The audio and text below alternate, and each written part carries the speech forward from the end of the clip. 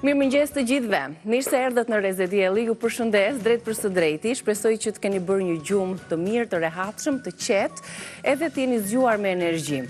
Po e nisa me gjumin, sepse gjumi jo vetëm na çlodh, jo vetëm është i rëndësishëm edhe dysheku, por mbi të gjitha, jo vetëm orët e gjumit që kemi folur vazhdimisht, por edhe pozicioni i gjumit. Cili është pozicioni i gabuar dhe i duhur i gjumit, dhe si duhet ta rregullojmë atë, si po e shkatrojmë trupin, shtyllën kurrizore gradualisht vetëm nga pozicionet e gjumit. Çfarë ndodh kur flem anash, kur flem përmbys, kur flem me jastëk të lartë e të tjera si këto. Fizioterapistja në studio do të na tregojë me foto, me ilustrime përkatëse, se si duhet të jetë një gjumë i rehatshëm në mënyrë që të mos kemi probleme të cilat shfaqen sipas një lodhje kronike, probleme me shpinën, dhimbje me mesin, e të tjera problematika si këto, që të cilat nuk ja referojmë ndonjëherë pozicionit të gjumit, por elementeve ose problemeve të tjera me të cilat shoqërohet dita jon me shumë ngarkuar me këtë ritmin frenetik të jetës. Ndërkohë, në pjesën tjetër të emisionit tonë do të ndalemi me një vajzë, ajo vjen nga Londra, ka studiuar atje për financë, por pasioni dhe dëshira për modën e ka bërë një blogere të njohur në Londër, madje aty ka performuar në një nga eventet më të rëndësishme të Londrës me xhaketën e gjyshes. Do vit na rrëfej eksperiencën e saj në studion tonë. Tani është momenti të gatuajmë, kështu që shkojmë në kuzhinë tek Albana.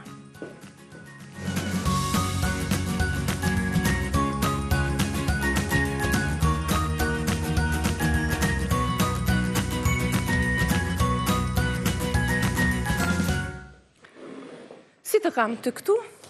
Në më të mirën e mundshme, dhe që kot që të pyes se ti ke përgjigje ngati. Si e kemi ditën sot? Mirëmëngjes. Sot ditën e kemi shumë mirë. Ditën negatimit. Pa, kam vënë çik brum sot, se nuk do të thotë që... Në bësh byrek. Po. Njëherë në javë duhet byreku kur jemi në ditë fest, mbas festave. Pastaj në ditët e zakonshme, më ta bëjmë edhe 2 herë se nuk bëhet çameti. Varet me çfarë mbush ti. E dia. Varet me çfarë mbush byrekun. Atëherë këtu kemi një byrek me çfarë do lloj mishi. Si e do më shumë shihen, patjetër që e do me mishin e qingjit. Nuk e kam zgjedhur mishin e qingjit, sepse kërkon të jetë një mish i ndyrshëm. Kam zgjedhur mishin e pulës, që është gjithmonë ajo është mesi i artë në gatime, që nuk ndihemi fajtor mbas festave, sepse është me oriz. Orizin vetëm e kam zjerë dhe nuk i kam lënë lëng. Pra, edhe lëngun e mishit pulës e kam hequr. Pra, kemi vetëm mishin e zjerë, gjë që unë të gjitha vitaminat i kam lënë te mishi, dhe këtu kam orizin. Orizit i kam shtuar pak krip tani në këtë moment që i shtova, do t'i shtoj në energjik, dhjozën, mendër. Nëse nuk doni të vendosin energjik, mund të vendosi shumë mirë, mund të vendosin rigon. Ull, e fik komplet sobën, dhe një prekje rigoni që mos të ngeli atri rigonit. E lë që të ftohet. Brumin e pas ke zënë për para. Brumin e kam zënë patjetër, se e kam zënë, Anisat e din shumë mirë, ku ka vaj në brum, normalisht që kërkon të ketë edhe pak uthull. Kur është kripa, është sheqeri. Krip ne vendosim për shembull një lug kafeje, kurse sheqerin e vendosim gjysmën e lugës së kafes. Uthulla dhe vaj shkojnë me pika. Uthulla është më pak se vaj. Nëse unë të vaj do vendos këtu një lug kafe vaj, normalisht do vendos gjysmën e lugës, do ta vendos me uthull. Pra gjithmonë përgjysmohen shoqëruesit e tjerë.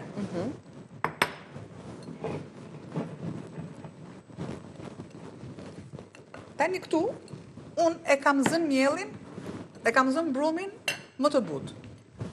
Për çfarë arsye, më mirë, kur e punoni herën e parë, vendos tjetë më i butë, dhe gjatë punimit më pas, ne i shtojmë miell.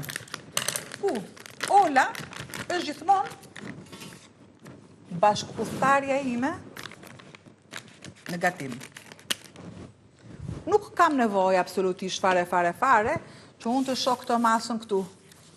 Po, se duhet vetëm për ta punuar. Sepse, gjithmonë kur them, kur ju të zini brumin, pra mund të shtoj më shumë brum, ose tek uji. Pra, masa nuk jepet, për shumë, nëse unë do jap masën e duhur të ujit, atëherë mielin t'i shton derisa brumi të jeti fort. Nëse është e kundërta, unë tani filloj dhe bëj një spërkatje. Po, që të marri ato trajton që duam, që të hapen petët, kollaj.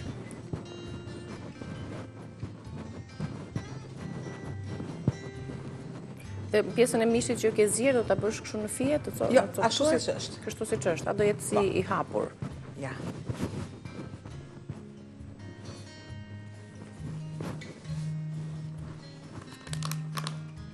Është bereqet.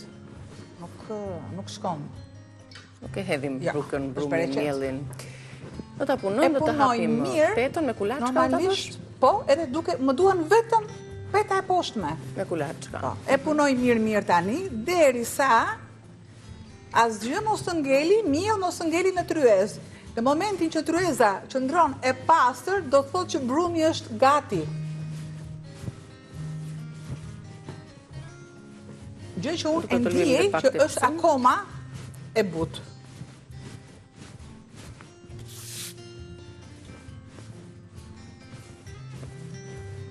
Pra kuptohet vetë dhe kur nuk ngjitet në tryez. Punohet, nuk e marr brumin dhe e punoj absolutisht. Kërkon hapje që të punohet çdo pjesë deri në qelizë që them vazhdimisht. Sa punohet 20 minuta që unë të kem. Po, nëse duam ato rezultatin e mirë. E shoh që gjitet akoma në gishtri, po jo aq sa ta shikoni ju, po aq sa e ndjej unë. Aty hapet me atë mirë dhe ngrohtësinë e dorës, ë? Sepse nga nxehtësia dhe nga dritat normalisht lëshohet. Dhe mua nuk më duhet. Kjo në përgjithësi ndodh në verë, në dimër jo. Prandaj në dimër ne duhet kemi ambiente të ngrohta kur zëm brum. Edhe punojmë dhe pak, sepse sa më shumë të punohet, aq më i mirë del brumi dhe aq më e mirë del shija e byrekut në fund. Ne së bashku do t'i lexojmë tani produktet e byrekut me oriz dhe me mish pule. Do ta zjenim një pulë ose pjesë të saj. Për brumin kemi përdorur 3 gota miell për çdo përdorim. 1 lugë çaj krip, gjysmë lugë çaj sheqer, pak uthull, pra gjysmë lugë kafeje, dhe ujë sa të marrë brumi që ta shihni që është ndërtuar dhe ka marrë trajtën e duhur. Më pas, mbushja do të jetë me 1 kilogram mish, ne kemi zgjedhur mishin e pulës, se mund të jetë dhe lloje të tjera të mishit për këtë recetë, 2 filxhan oriz, vaj ulliri ose gjalp, krip, piper, rizi, rigon ose nenexhik. Edhe nenexhiku me orizin shkon mirë, edhe rigoni po ashtu në këtë recetë, pra o njërën o tjetrën mund t'i përdorni si erza. Tani hapim kulaçkat. T'jes pak vaj tepsis, ndërkohë. Furën e parangrohur. Po, fura në 200 gradë Celsius, sepse duhet ta bëjmë mirë një provë, të tregojmë çdo të thotë që të vendosësh byrekun në një do të jetë çu. Furë që është e ftohtë brenda. Do të shtoj tani që është ftohur orizi, do të shtoj yndyrë, vaj ose gjalp, çfarë ju dëshironi. Pra, unë e kam bërë më të lehtë, si që shikoni e kam bërë të lehtë. Nuk kam shuar yndyrën. Pra, nëse ta bëjmë në kushte të tjera, normalisht e kërkon më tepër, po, nëse ta kishim vetëm si orize ke fjalë. Po, kërkon të ketë lëngun e pulës. Po. Edhe pak më tepër gjalp ose vaj. Ky byrek faktikisht është shumë i duhur në ditën mbas festave, që vendoset monedha. Po. Normalisht e përdorin vendet e Ballkanit, por që janë në veri. Se është e plot, është me kalori. Atëre,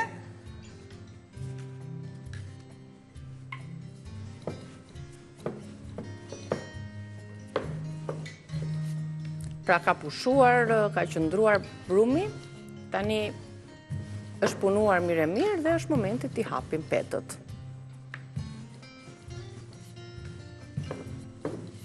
Sa më shumë hapet, poshtë, dhe qëndron, është akoma edhe më mirë.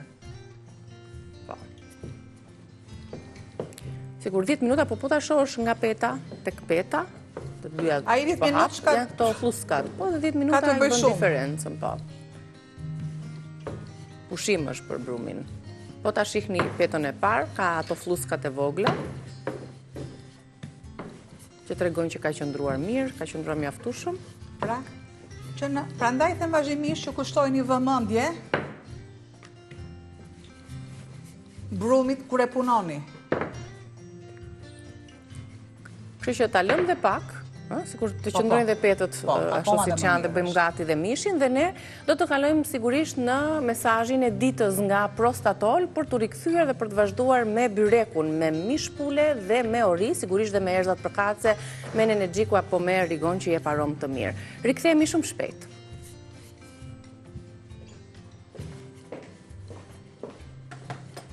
Ne vazhdojmë punë me hapjen e petëve. Kështu që gjatë shkëputjes ne u përpoqëm që t'i japim një tjetër punim edhe t'i vendosim petët tek tepsia tani, aty e kam të lyer me vaj për ta përfunduar dhe për ta pjekur, sepse në fundit ju dëshironi ta shihni recetën deri në fund, deri sa të piqet. Se morëm këtë tavën e vogël, besoj do ta kesh mjaftueshëm. Apo të mori ky vrulli kështu me hapjen e petës.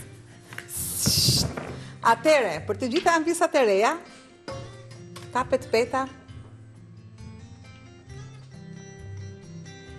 S'më lehëm. I japim këtu. Dhe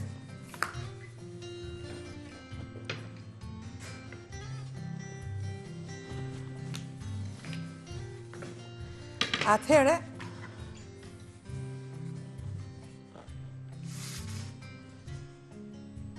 pra nuk duhet jetë as shumë e trash dhe as shumë e holl.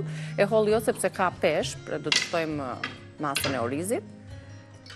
Por të jetë përtej sipërfaqes së tepsisë. Normalisht.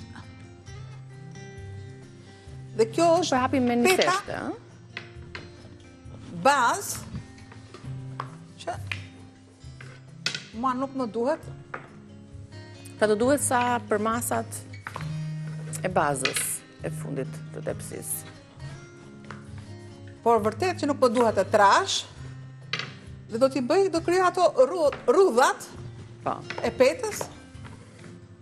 E rëndësishme është jetë kështu e një trajshme, mos jetë në vende ose të buzët pak më e plotë dhe më e hollë në mes. Prandaj dhe është shiko si ikën peta, sepse gjithçka është te brumi. Te brumi dhe normal që është cilësia e miellit, Mos ja bëjmë edhe qefin vetës. Po dhe qefin vetës, po patjetër. Po do t'ja bëj prapë punë. O të kam bërë si vetja, apo ke bërë si vetja, nuk e di. Të bëra me miell. Dikur janë ca rituale që kur hyn një fëmijës apo një bebe, një foshnjë, edhe ti e çon tek i afërmi, tek prindrit, tezja, halla, daja e me radh, ande nga zona e juglindjes e kanë që kur fëmija hyn dhe du ta përcjellësh, pastaj do t'ja japësh një kokërves, që ti tjetë e plot, ai ose ajo tjetë e plot, dhe luajnë me pak miell. Do të thënë për bereqet. E po mirë. Ja luajnë faqet edhe hundën me miell. Kështu që gabimisht të lyeva dhe ty dhe më kujtua ky ritual i bukur, i zakonshëm për familjet dhe për ardhen jetë. Bebeve si kundër ndodh pastaj ajo zënja e petullave dhe shpërndarja të njerëzit e afër. Kur del dhëmbi pastaj kemi sufjashin, orizin, të bebe. Janë ca gjëra të bukura që s'duhet në haruar dhe s'duhet të humbasin. Ja. E shtruam orizin tani.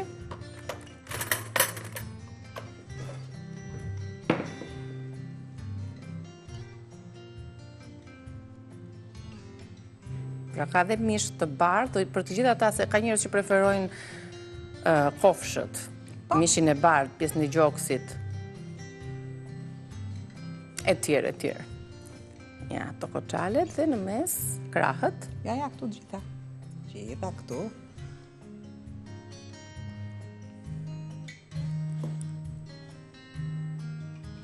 Ja, pak lëng, po deshe edhe e shton, apo pak. E mbulojmë vetëm tek mishi.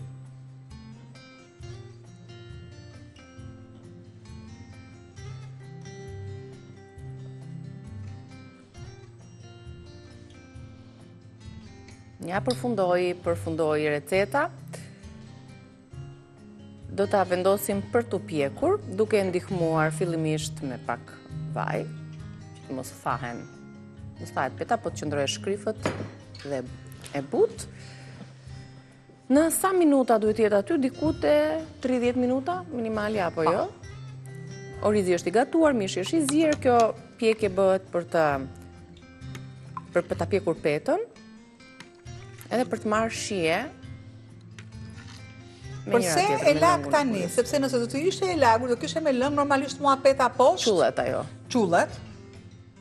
Dhe prandaj vendoset peta e dytë dhe e vendos në furrën e parangrore, thash. Direkt vendos për të pjekur, ndërkohë ne përfitojmë nga kjo recetë sepse kemi zier mishin e pulës. Mishin e shfrytëzojmë për përgatitjen e këtij byreku, ndërsa lëngun e pulës e mbajmë për të përgatitur supën. Pra, nga një recetë do të kalojmë në recetën tjetër, apo nëse na mbetet prak mish pule përsëri e mbajmë për ta gatuar në rast tjetër. Kam gjysmën e pulës. Kështu që punojmë pak me llogari, me laps, me letër, që edhe të ndërtojmë dhe të gatuajmë receta të mira, të shëndetshme, të shijshme, e të bëjmë pak ekonomi në shtëpi. Me çfarë vazhdojmë tani? Do të vazhdojmë me pena arabiata. Në penet tona arabiata, penet Ola, besoj? Po. Të cilat na sjellin një revolucion, le themi, në atë çka ne perceptojmë dhe konceptojmë për sa i takon makaronave, pastave të ndryshme, duke patur parasysh mënyrën se si Ola ka zgjedhur të sjell pastën në vendin tonë, lloje të ndryshme, varietet të ndryshme, gjithmonë duke u bazuar në teknologjinë italiane. Shohim pak recetën se si ta gatuajmë, një recetë tradicionale. Pene all'arrabbiata apo makarona pikante me domate për publikun e gjerë. 400 gram makarona pene Ola.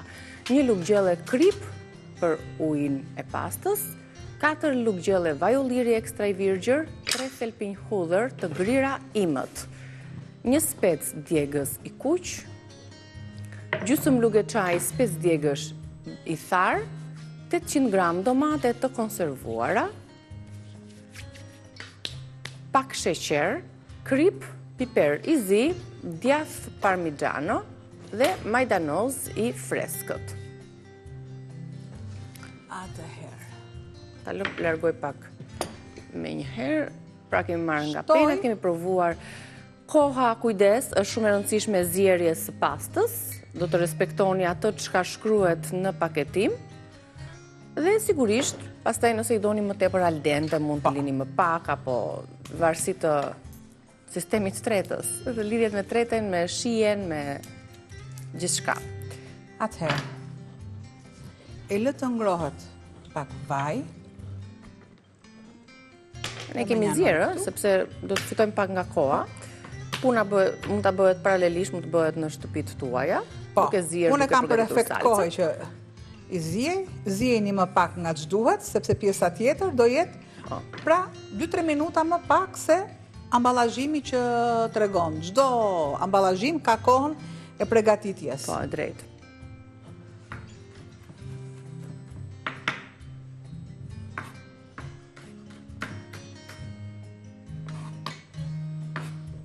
Tani këto, pak e nga pak, për shije, hudhra, pak speci pikant, fara speci gjithashtu. Tu kam që quhet speci ku quhet cayenne, që është djegësi. Po. Kripa, piperi, sheqeri. Është ngrohur vaj. Shtoj. Një thelpi hudhër. Thelpinë e hudhrës e shtoj në tigan në yndyrë jo të nxehtë, të ngrohtë. Për të lëshuar aromën, duhet të heq hudhrën në momentin që nuk fillon të marrë ngjyrë. Nëse fillon të tjetërson ngjyrën, do thotë që është shkuar dëm ai vaj. E përdorim për dhimbje veshi pastaj. Atë vajin. Se ashtu duhet kur të bëjmë me ngjyrën kafe hudhra që e pa preshje, kupton që bëjmë atë vajin për dhimbjet e veshit. E lë Pra derisa të lëshohet aroma. Kaq është. Po. Si tani e kuptojmë përmes nuhatjes, si kemi thënë dhe herë të tjera, përmes zhurmës që bën gatimi dhe aromës. Më jep pak fare lëng, Niki. Shumë pak. Sa unë të... Nëse ja shton me lugë, ose ja shton ashtu si që është. Ja, një sekund.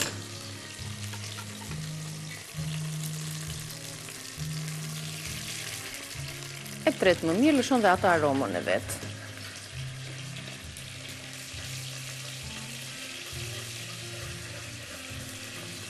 Salcat nuk përdoret asnjëherë luga e madhe. Luga e drurit.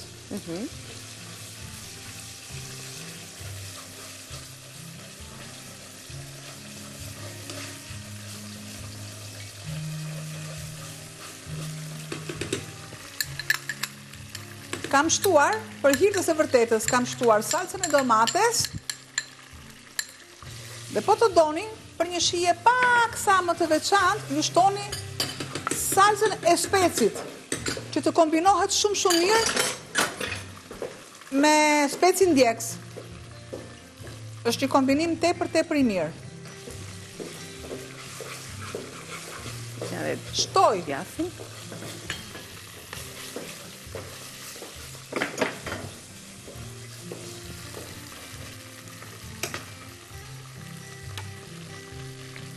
Edhe pak që të zbutet të tretet të qetë mirë. E shtoj që të kem atë një trajtshmërinë e salcës.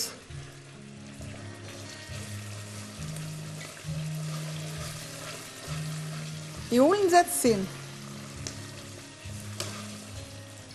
Për aciditet shtoj pak sheqer. Pakës piper e largoj.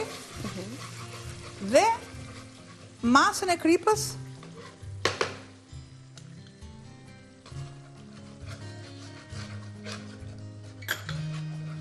shtoj sërisht. Nike, ma iq pak të lugën se rrofsh. Shtoj sërisht derisa ta kem të krijuar një trajtshmërinë.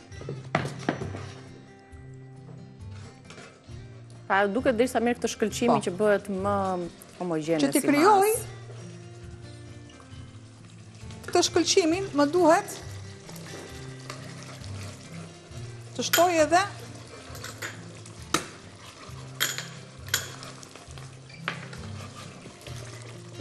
ul nxehtësinë. Gjalpi tani, ose e shtojmë tani, ose në fund tek pastat. Po. Do të shtoj. Shtojmë penet. Normalisht nga nxehtësia. Edhe së bashku.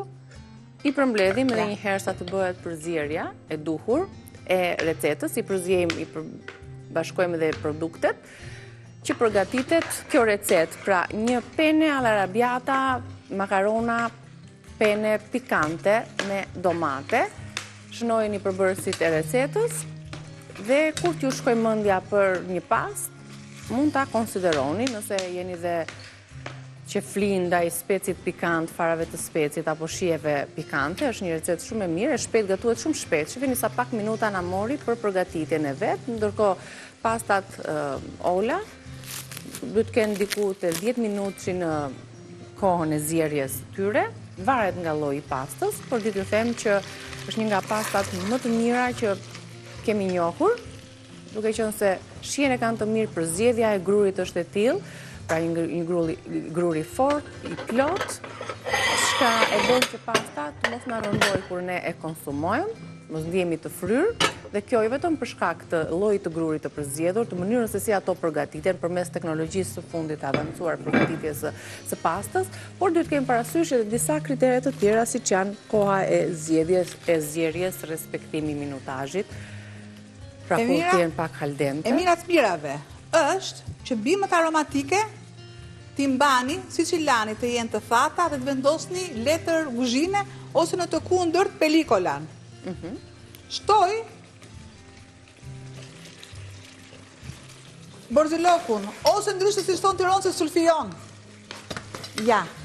Shtoj masën e djathit që salca, pra unë i kam lënë, shtoj dhe pak ozujë këtu, sepse nuk duhet të jenë të thata.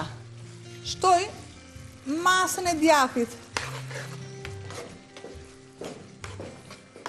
Krijohet kremoziteti edhe Pra nga djathi krijon atë. kjo duhet. Derisa salca të jetë e tillë. Duhet më tepër, asgjë nuk duhet më tepër. Tani vetëm tek pjata do t'i shtojmë. Duhet të jetë, masa duhet të jetë al dente, edhe ulala. Sipër dhe na bëft mirë. Shtojmë edhe djatin e grirë ndonjë gjethet e etu. Borzilokun e kemi në fund fare. Që të iki pak e nxehta, që të mos dyshket. Dy gjethe, të lumshënduar. Faleminderit. Ja, përfunduam dhe këtë recetë, ndërkohë po na piqet edhe byreku me mish edhe orizë në furrë. Rikthehemi pas reklamave me çfarë? Me qoftet, ama ato që mësohet dietë. Qoftet. Ja, pra ja. Do t'i bësh ato qoftet? Do t'i bëj. Çfarë më të mira se mishi? Ah, bravo. Për vlerat edhe për shihen Ma solli që goca ka. dje recetën. Jo si s'mëri kjo gojë rehat. Mirë, ka publicitet, gatojmë ca qofte të shishme.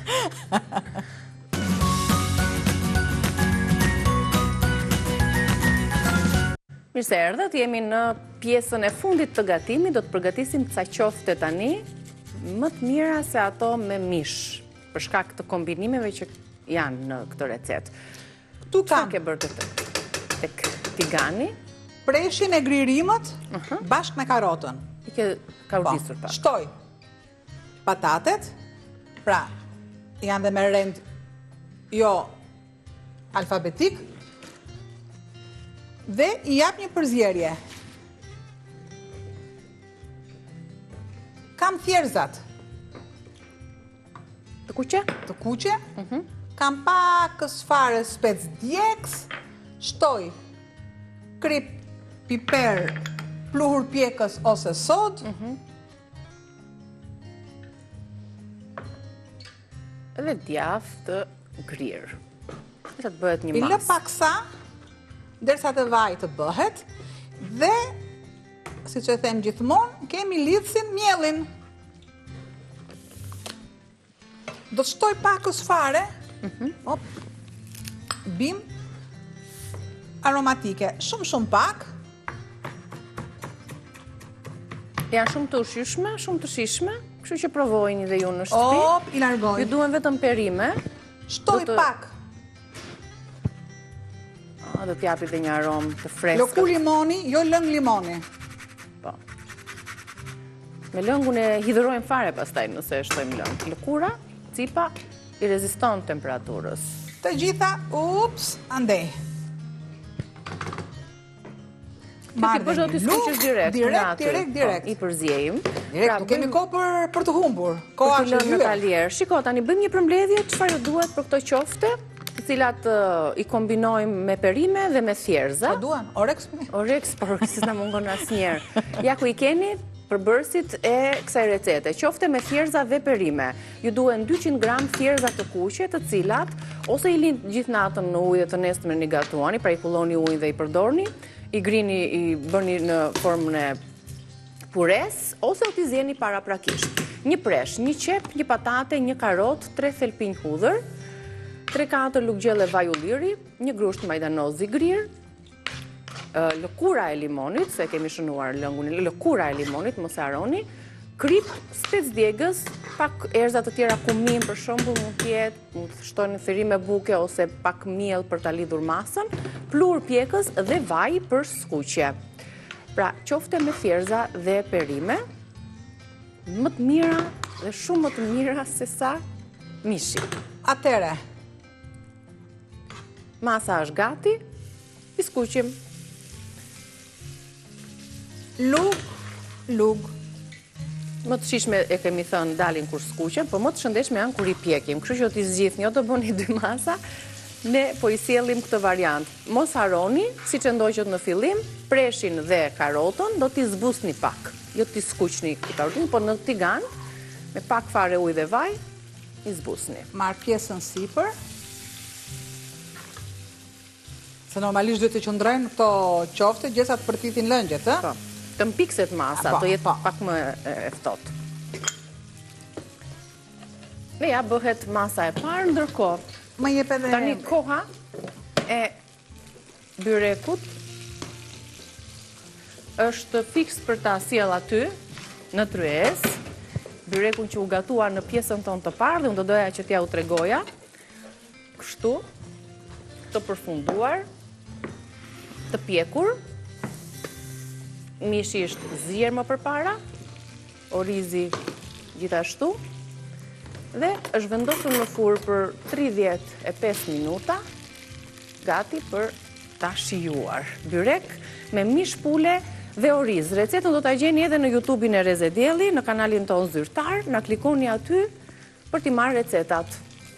Tani do t'i shikojmë si lëmë edhe pak. Faktikisht nuk është e bërë. Lëmë edhe pak të sepse fillojnë të shkëputen vet. Po. Fillojnë të shkëputen vet. Pa lëvizur, qoftja, kur lëviz qofta ti thotë që është e bërë. Do t'i kthejmë, në rregull. Pra mua më duhet koha tamam që të skuqen. Të marrin faqen e parë, pastaj do t'i kalojmë të tjerat, mund t'i shoqërojmë me një salcë nga ato që përgatisim ne, me salcë kosi, kosi. Mos përdorni majonez, mos përdorni fare kos, pak fare limon ose pak fare uthull. Normalisht vaj në ullirit, koper, mund të shoni kastravecin edhe se magnifik. Tani, një përmbledhje të shpejtë të produkteve të dy recetave të përfunduara, sa të bëhen gati dhe qoftet, kalojmë tek pasta jonë. E sollëm sot me pastën sepse bëjmë një kombinim shumë të mirë mes produktit të miellit, siç vjen nga Ola, dhe produktit të fundit që ka sjellë Ola në treg, nga pastat, nga penet tona arabiata. Të shohim pak përbërësit që na u deshën për përgatitjen e kësaj recete. Shifeni pak ngjyrën. Nga ngjyra e kuqe, jepet atë shijen dhe aromën e borzilokut që kemi shtuar, por edhe shihen pikante. Kemi marrë një pako me pastën pene, e kemi zier për 10 minuta dhe paralelisht kemi përgatitur salcën me domate, me salcë koncentruar, me erëzat që shtuam, me djathin e grirë dhe më pas e është ndërtuar një pastë e thjeshtë që gatuhet për 10 minuta. Aq sa kohë i duhet makaronave për t'u zier, aq i duhet edhe salcës tjetër.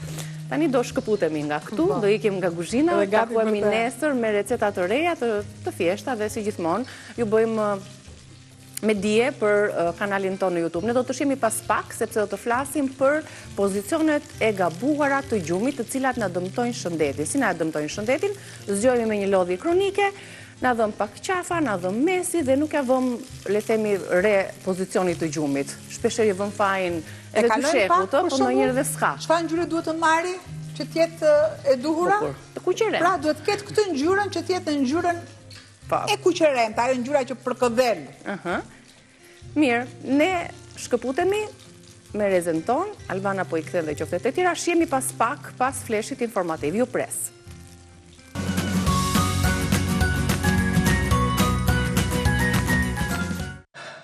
Mirë se erdhët, jemi me fizioterapisten Majlinda Koca për të folur pikërisht për pozicionet e gabuara të gjumit, të cilat shpeshherë mund na sjellin probleme dhe mund na rrezikojnë shëndetin tonë. Mirë se erdhe, kënaqësi dhe imja. Albana, çfarë bën më jandi? E mirë.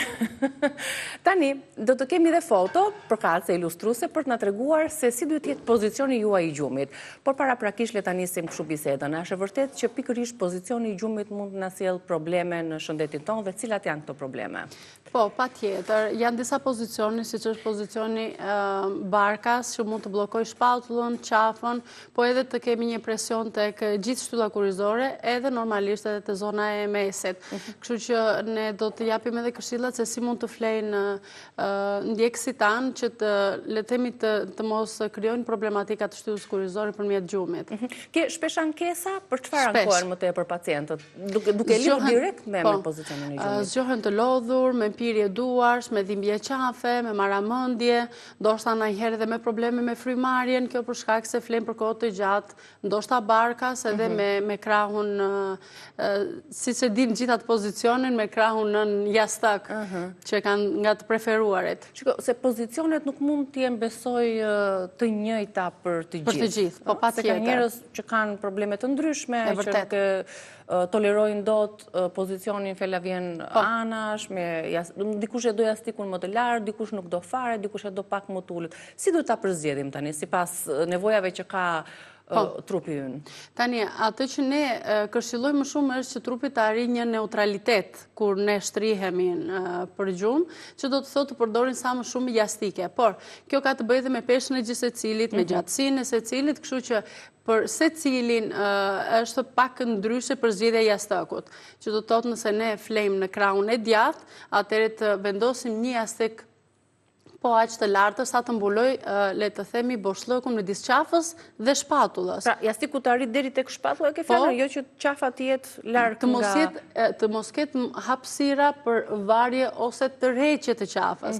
Dhe këtë gjë secili prej nesh e kupton vetë, pra kush është pozicioni që e qetëson shtyllën kurrizore dhe i jep atë ndjenjën e komfortit, të pushimit. Pra, qëllimi i gjumit nuk është që ne të na stresojë më shumë, por është që ne të na qetësojë, të mos luftojë për të arritur një, le të themi, një qetësi.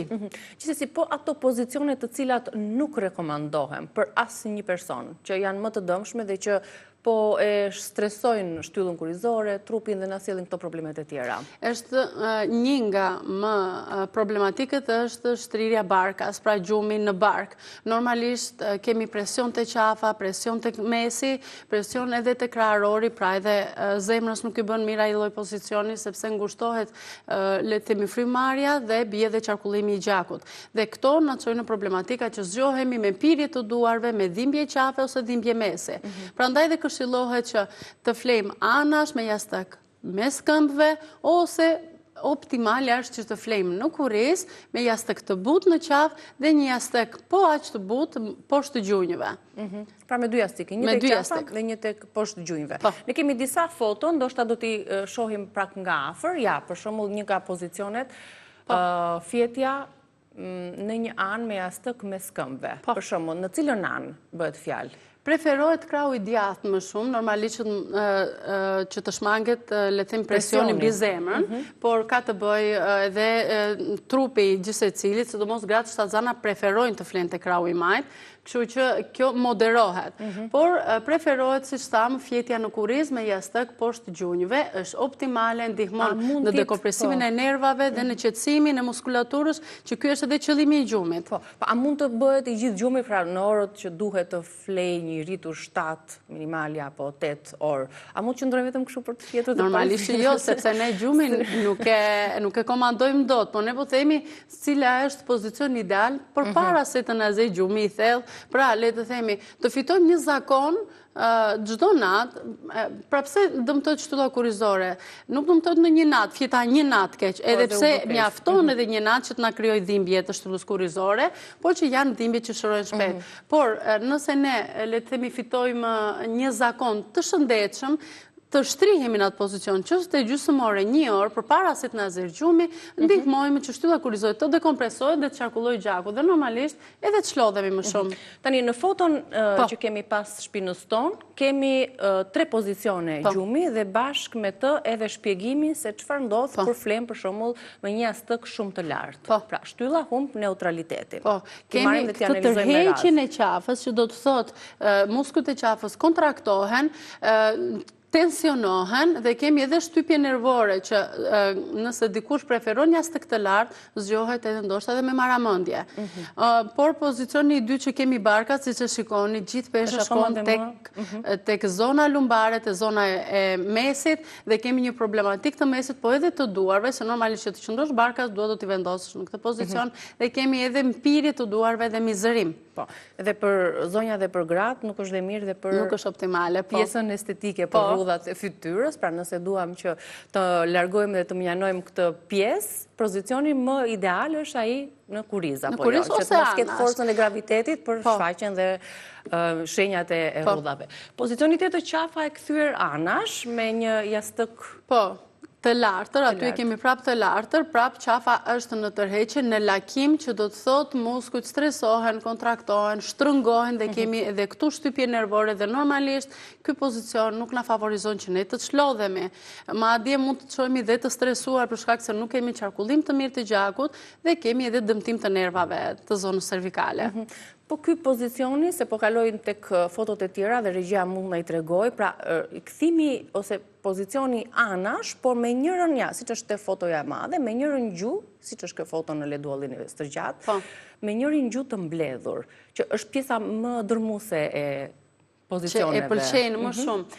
Sidomos të personat që kanë probleme të nervit sciatik, nuk lejohet, sepse ne duam që nervi sciatik të dekompresohet, të qetësohet.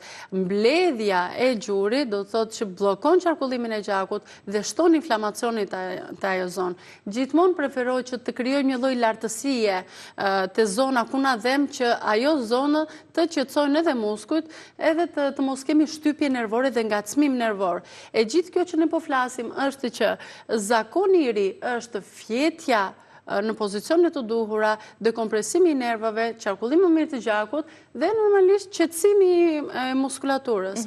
Sa e rëndësishëm është dysheku? Pra, fortësia e tij apo butësia e tij sipas formës ose sipas peshës tonë apo shtyllës kurizore. Po. Si duhet ta përshtasim? Tani, kur luan një rol të rëndësishëm. Siç folëm për jastëkët, pra jastëku nuk duhet të jetë shumë i lartë dhe jo shumë i ulët, të njëjtën logjik ndjekim edhe me dyshekët, që do të thotë shtylla kurizore duhet të jetë, le të themi, në një pozicion neutral. Nëse dysheku është shumë i butë, atëherë do zhytet shtylla kurizore dhe do krijojë problematika. Edhe nëse është shumë i fort, po e njëjta gjë. Le të themi duhet të përshtasim në bazë të trupit ton një dyshek i cili të krijojë një stabilitet muskular dhe një qetësi muskulare. Si kuptojmë ne që nuk është dysheku i dur? Domethënë kur zgjohemi në mëngjes, çfarë përjetojmë, çfarë ndjejmë? Se ndoshta në gjumë jemi në gjumë. Kryesorja është dhimbje, po edhe nervat i ndjejmë që jemi si të mpir. Ndjejmë sikur duam 5 minuta ose 10 minuta në fillim të ecim, të fillojmë pak të ngrohen muskujt dhe më pas të qetësohemi.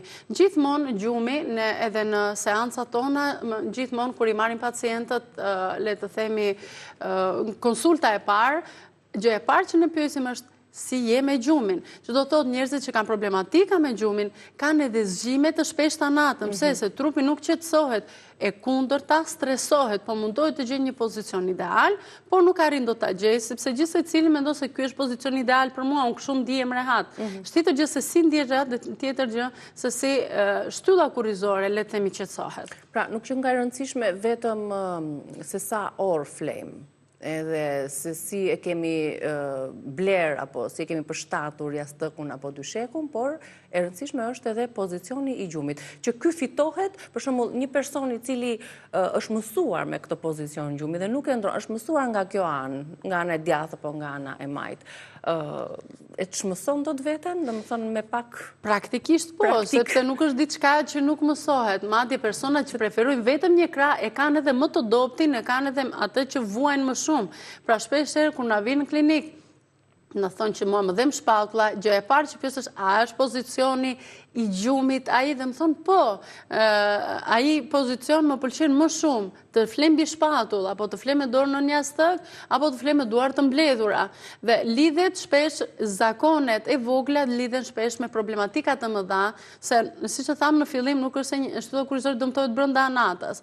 Është një zakon që çmësohet. Pastaj çfarë më e mirë se ne t'i japim suportin ideal shtyllës kurizore. Pas 8 orë punë, duam edhe 8 orë gjumë cilësore, dhe jo 8 orë që të zgjohemi vazhdimisht natën dhe të kemi gjumë të stresuar. Po, do të na ndikoj patjetër në cilësinë tonë të ditës. Në cilësinë e jetës në përgjithësi. Edhe të jetës e të shëndetit tonë, padyshim. Se ka njerëz për shkakun që, mund ta dëgjojnë këtë bisedë, ose sot do ta ndryshoj patjetër pozicionin tim të gjumit, sepse ja këto dhimbjet që po më vijnë pikërisht nga ky pozicion i gabuar që ne treguam me kam.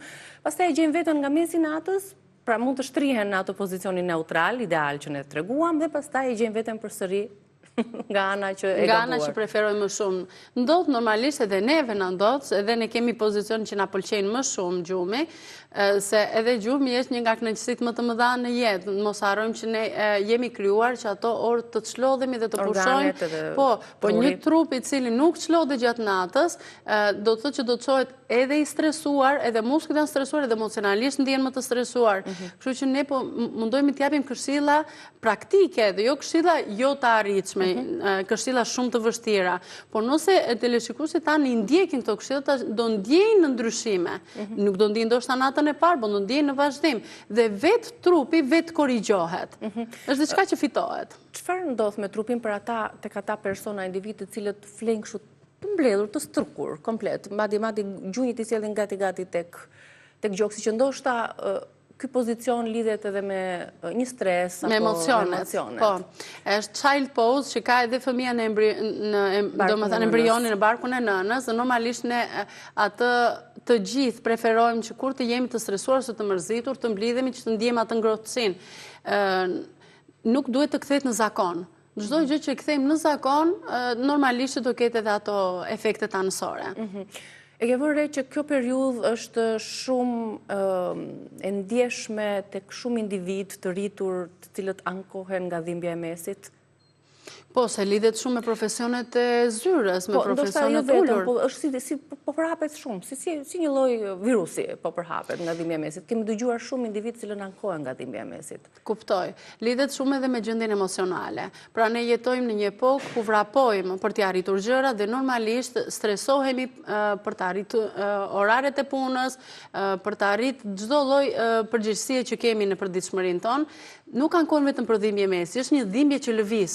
Shpesh thonë më dhem shpatulla që lidhet 100% me emocionet, më dhem qafa që po edhe ajo lidhet me emocionet dhe normalisht nëse kemi një muskulatur dhe një ndjeshmëri të lartë të zona qafës edhe e shpinës, atëherë do shkarkoj edhe te mesi, ndoshta edhe te nervat e këmbëve. Qartë. Shpeshherë ndonjëherë edhe dhimbjet e kokës, ndoshta neglizhohet qafa ose neglizhohet shpatulla ose edhe pozicioni i gjumit për cilën ne folëm. Pra, si ta kuptojmë që dhimbja jonë e kokës po vjen pikërisht nga qafa? Unë do ju jap një sekret që do ta ndaj me teleshikuesit. Muskujt e qafës nuk pushojnë asnjëherë. Janë 24 orë aktiv. Që do të thotë, mënyra se si ne që nga përdorimi i telefonit, mënyra se si flejmë, mënyra se si punojmë, të gjitha këto ndikojnë në le të themi në keq trajtimin e qafës. Dhe nëse një terapi apo një masazh përreth muskujve të qafës e largon dhimbjen e kokës, do të thotë që problemi kronik i qafës, problemi kronik i dhimbjes së kokës vjen nga qafa. Kur ajo nuk pushon në mënyrë të vazhdueshme sistematike, pasi kemi bërë të gjitha kontrollet e mundshme dhe ajo vazhdon të qëndrojë, pra dhimbja të qëndrojë. Kështu që duhet patjetër një konsult për të çliruar. Një konsult. Kemi një ushtrim që mund ta demonstrojmë për të çliruar muskujt e qafës? Si fillim, unë gjithmonë jap një këshillë që trupin ta mbajmë sa më drejt. Kur ne mbajmë shtyllën kurrizore drejt, do të thotë që edhe qafa funksionon siç duhet, edhe krahërori lirohet dhe frymarrja le të themi bëhet më e qetë dhe më e qartë. Edhe qarkullimi, po normalisht ushtrimet nga më të ndryshme janë rotacionet e qafës, lëvizjet, anosjet e qafës. Mirë po këto ushtrimet që ne japim zakonisht mund të çojnë në maramendje, në shtim të dhimbjes së kokës, që do të thotë kemi një, po e quaj vatër, një dëmtim nervor te zona cervikale qafës që duhet të trajtohet. Pra njeriu nuk mund të vetë shërohet. Qartë. Është një zakon që ka çdo individ në kohët moderne. Sa hapim syt telefonin. Çfarë dëmtimi? E kemi të gjithë. Flejmë me telefon edhe zgjohemi me telefon, të themi të vërtetën, edhe ju edhe unë e bëj këtë gjë se ne jemi gjithmonë në kontakt me njerëzit, por edhe ato që duan të bëjnë thjesht scroll. Para gjumit, shumë e rëndësishme lartësia e jashtëkut në përdorimin e telefonit. Se mund na zgjumi me atë lartësinë e jashtëkut që kemi parë dhe që kemi bërë scroll telefonin. E vërtet dhe duhet ta shmangim këtë lloj, le të themi, përdorimit këtë lloj zakoni të përditshëm të kohëve moderne, sepse kthehet në problem i shtyllës kurrizore. Pra, është e pamundur një individ të ketë shqetësime të shtyllës kurrizore, të qafës, dhe të mos ketë në përgjithësi probleme të shtyllës kurrizore, sepse është një trup e një trajshme, do të thotë njëra ndikon te tjetra, mund të vi dikush tek ne për një vizitë dhe të ketë probleme me mesin, është e pamundur të mos ketë probleme me qafën. Të dyja lidhen me njëra tjetrën. Kush më pak, kush më shumë, po të dyja ndikojnë te njëra tjetra. Përdorimi i telefonit përpara gjumit, përveç se jep efekte negative në anën emocionale, drita blu e tjera, që kanë folë edhe specialistët, është lodh edhe shumë muskujt e qafës. Pra ti fillon të bësh scroll 5 minuta dhe shikon veten që një orë gjysmë fiksuar për disa minuta dhe harron se sa kohë je në telefon dhe harron që ti ke mbledh shpatullat, ke mbledhur edhe qafën dhe normalisht si mund të flesh mirë ku ti ke muskujt e shpinës tënde, sidomos muskuli trapezës që lidh qafën me shpatullën. Është e pamundur që ti të flesh dhe të bësh një gjumë të mirë dhe të zgjohesh mirë, dhe të zgjohesh pa dhimbje, edhe i çlodhur. Që të marrim atë energjinë e duhur në mëngjes, pra që të mos e kapim telefonit, të paktën disa minuta, 10 minuta pasi jemi zgjuar. Çfarë rekomandon? Një shtriqe, një ushtrim të lehtë për ta nisur ditën me energji? Patjetër, shtriqe të qafës, normalisht, shtriqe të gjithë shtyllës kurrizore. Në gjatë natës trupi bie në qetësi dhe normalisht ka nevojë pak për shtriqe që të hapen edhe vertebrat me njëra tjetrën dhe ta nisin pak ditën më mirë. Por unë do thoja që në përgjithësi ta nisim ditën me pozitivitet. Të shikojmë ku kemi probleme dhe t'i ndjekim problemet, mos i lejmë që ato të bëhen kronike dhe në pas të themi, po pse unë këtë se kam pasur më përpara, si u bëra unë kaq keq, si arrita vetëm, më mirë të parandalojmë se sa të jetojmë me... Dhe jo të vrapojmë me vru, drejt presionit, emaileve, shkresave, stresit, sepse edhe si që ishte shkruar një studim nga ekspertët kardiolog, madje pse ataket kardiake ndodhin pikërisht në mëngjes kryesisht midis orës 6 dhe 8 për shkak të këtij vrullit, këtij stresit, kësaj qasjes menjëhershme, sapo zgjohemi, edhe nuk i lëm kohë as zemrës të marrë ritmin e duhur apo organeve të tjera, po ne vrapojmë. Pak kohë vetes të adaptohet pak. Edhe kortizoli është më i lartë. Edhe kortizoli është më i lartë dhe çfarë ndodh?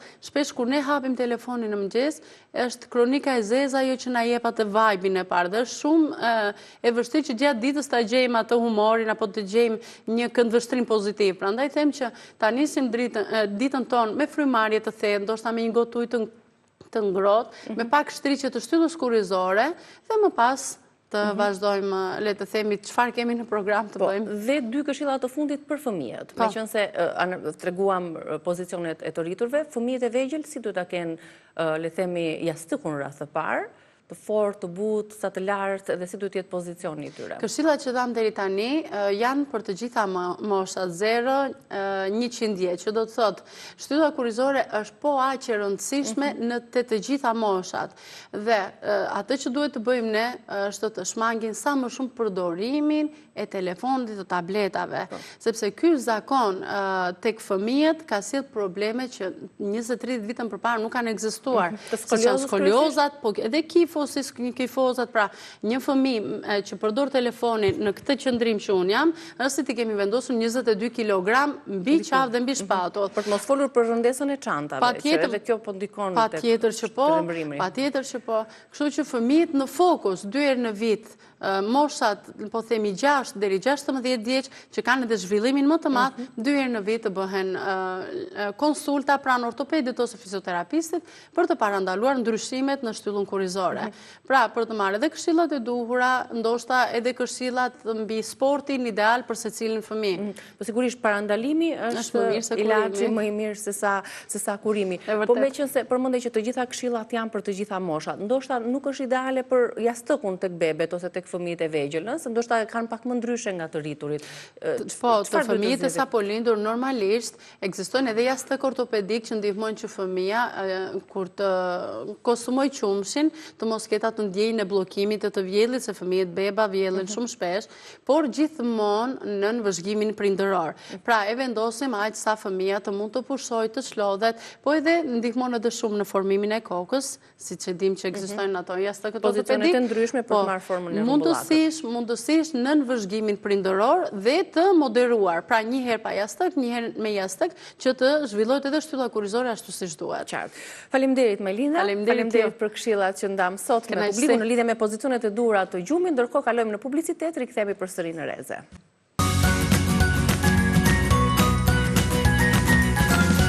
Mirë se erdhët përsëri në Rezen ton, tani jemi me Fionën. Fiona është një vajzë shqiptare që jeton prej disa vitesh në Londër, aty ka studiuar për financë kontabilitet, por rrugës krijoi një pasion për veten e saj, çka po i sjell edhe shumë të ardhra, po e bën dhe të njohur në fushën e modës. Fiona Muça po bashkëpunon me brende të njohura të modës, siç janë Prada e shumë të tjera, për cilat do të na flasi, por na ka spikatur në këto evente të modës me xhaketën e gjyshes, çka u ka bërë shumë përshtypje edhe le të themi organizatorëve të disa prej eventeve. Fiona, mirë se erdhe në Rezen ton. Kënaqësi që jam këtu midis jush sot. Ti jeton në Londër apo jo? Po, aktualisht jetoj në Londër, po bën diku te 5 vite që jam atje.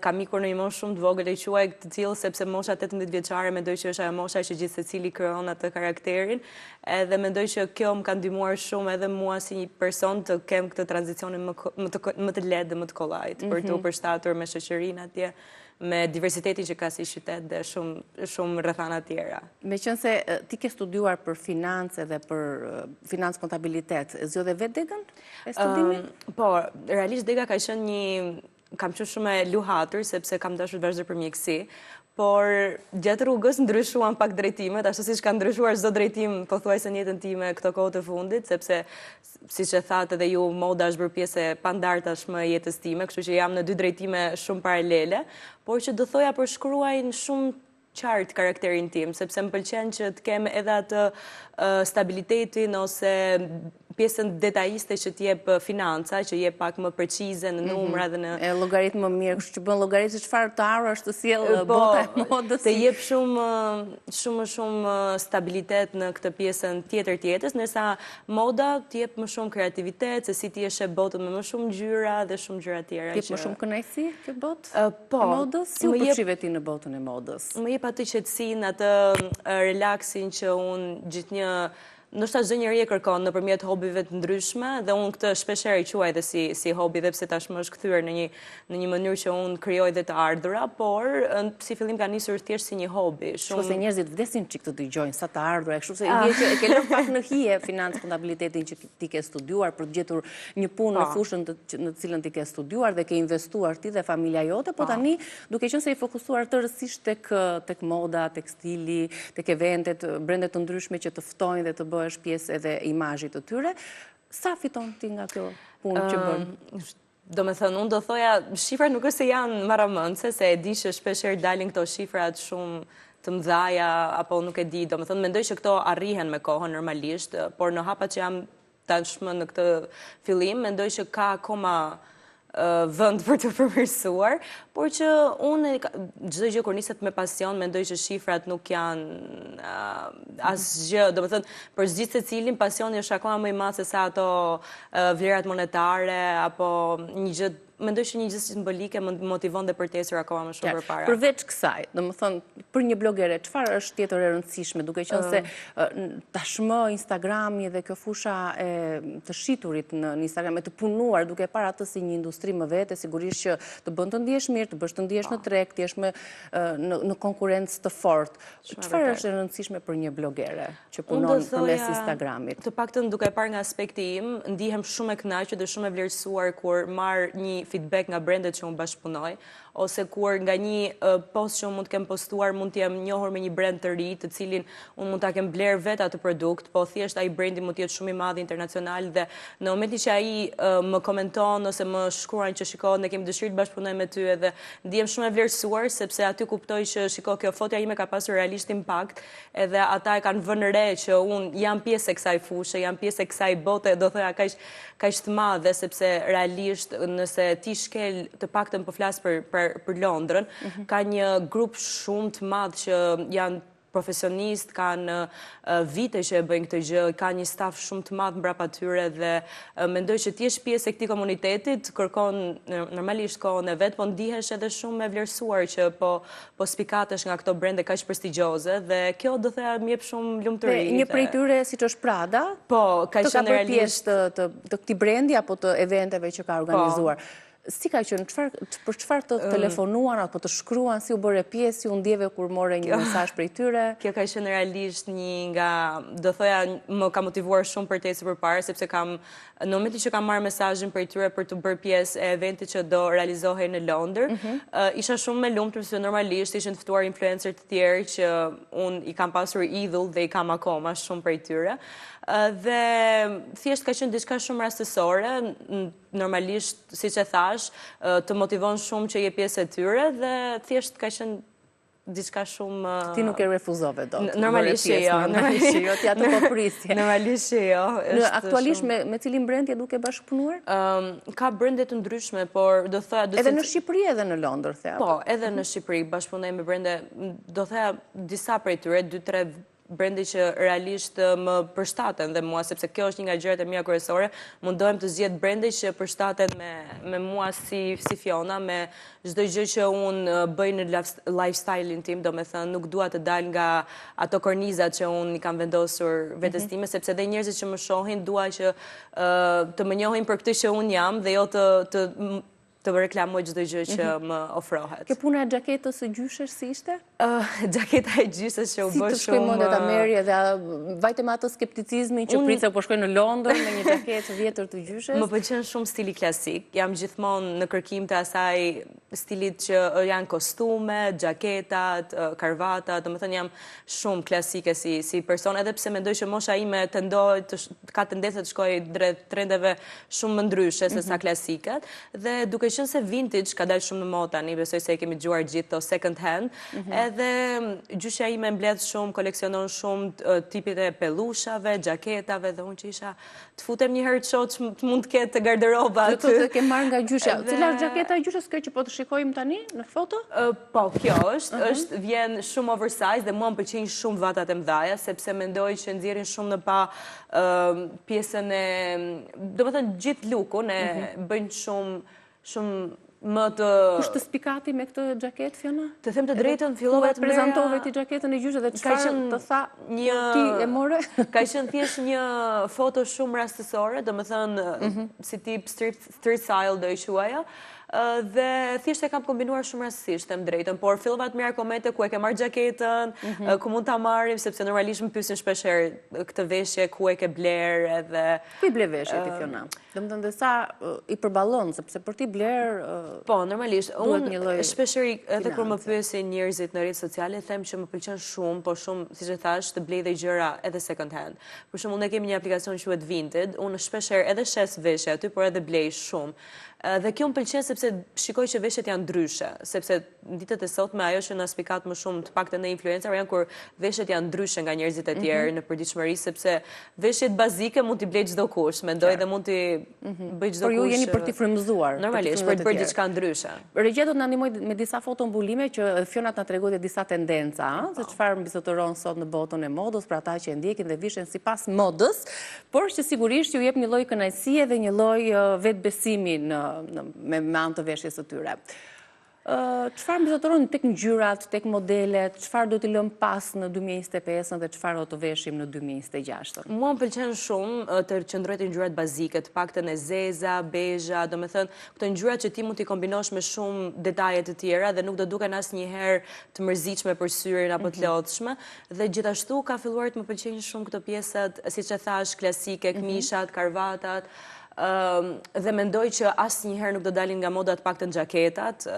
Ne e dim shumë mirë. Oversize me vata që vendosin me rip siç e veshur ti sot. Po, mendoja xhaketat me rip, domethënë xhaketat mendoj që mund t'i veshësh edhe me një palë streçe dhe gjithmonë do dukesh bukur, do dukesh shumë e kuruar, sepse i japin veshjes ato detajet që të dukesh sa më fine, sa më klasike, po, sa më rregull. Kështu që mendoj që xhaketat janë gjithmonë një must për të veshur në çdo event. Edhe ngjyra e bardhë, ja mund të largohesh pak Aldi që të shikojnë fotot? Kjo ka qenë një veshje total white, do me thënë më pëlqen shumë sepse jep shumë fines, po mbi të gjitha dukesh edhe si që quajmë ne old money, do me thënë kjo ideja e stilit që edhe pse duket që ke veshur shumë pak gjëra, të jep duke shumë rich, shumë e rregullt në këtë old money. E veshur e gjitha edhe në një ngjyrë. Në një ngjyrë monokrom, po. Pra, dy ngjyrat që the zeza dhe bezha janë edhe të këtij viti që do të mbizotërojnë? Mendoj po, edhe vishnja, mendoj që është ngjyra e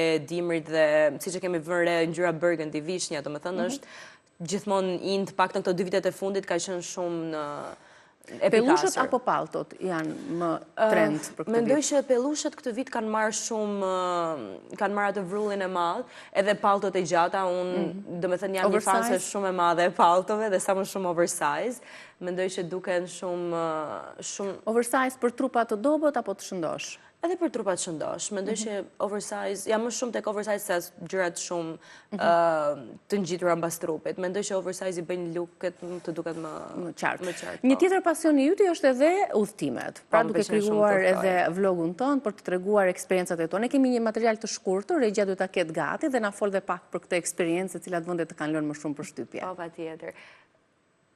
Hello, nga një Get Ready With Me tjetër, sot do bëhemi gati bashkë sepse kemi për të shkuar tek Prada Mode që zhvillohet këtu në Londër, kështu që bëhemi gati dhe t'ju tregoj se çfarë kam menduar unë të veshim për sot. Nuk e di, domethënë është thjesht perfekt, ngjyra vishnje, i rri kaq bukur me këto detajet e kopsave, nuk e di, është fantastik. Okej, çizmet e veshura duken kështu, mendoj që janë fix për këtë fustan, i shkojnë shumë, ndoshta aty në video nuk e di se sa shumë dallohet ngjyra e çizmeve, por realisht është identik si fustani.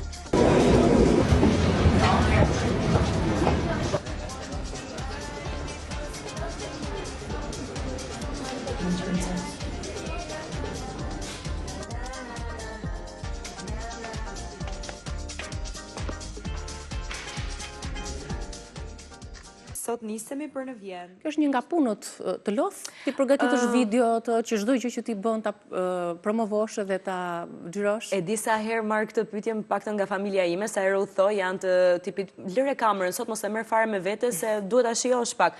E thot mami, çka kënaqësi e merr kur je gjithkohë me këtë kamerën me vete në çdo udhtim, por unë realisht e kam shumë kënaqësi, domethënë më përmbush shumë kur kam mbaruar atë ditën dhe i kam ato videot gati për t'i shpërndar, për t'i treguar njerëzve se çfarë bëra, se çfarë pash nga i vend, çdo gjë, domethënë më përmbush realisht si njeri.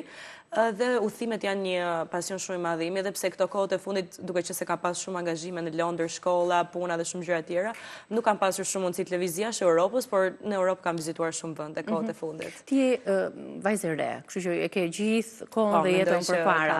Ndërkohë po ndihesh shumë mirë në këtë terrenin e modës. Do punosh në profesionin dhe në degën që ke mbaruar? Mendoj që do mundohem t'i kombinoj të dyja, do mundohem sepse realisht është ndonjëherë shumë e vështirë sepse janë dy drejtime shumë të kundërta nga njëra tjetra dhe për gjetur atë pikën e përbashkët do pak shumë balance dhe shumë, por mendoj që mosha është akoma shumë e re dhe mund të gjej drejtimin e duhur në ndoshta edhe pak më vonë. Dhe shumë shkurt do doja cila, meqense e përmendëm këtë konkurrencën apo ju blogerët shihni njëra tjetrën, cila nga blogerët këtu në Shqipëri nëse ti ndjek, vishe dhe ka stil më të bukur? Unë ndjek shumë, si që thëtë ti, vajzat realisht bëjnë një punë fantastike, shumicat e vajzave që ndjek në Shqipëri, por ajo që unë do thoja që realisht më inspiron shumë dhe ndjek prej vitesh është Alda. Alda Mehmeta është një nga blogerët që unë realisht më pëlqen shumë për stilin edhe për gëzoj realisht shumë sepse ka krijuar edhe një brand që unë e vesh edhe më pëlqen jashtëzakonisht. Gjithmonë në Londër marr komplimente të tipit ku e ke marrë këtë veshje dhe ndihem shumë krenare që ka vajza në Shqipëri që prodhojnë veshje made in Albania dhe kjo është realisht një gjë për të përgëzuar. Shumë suksese, Fiona. Faleminderit që erdhe në Reze Dielli. Shumë kënaqësi për mua. Mbare mirë për çdo projekt tënd. Shumë faleminderit. Ndërkohë ne përshëndetemi dhe me publikun. Kalofshi një ditë të bukur, shihemi nesër me Reze Dielli.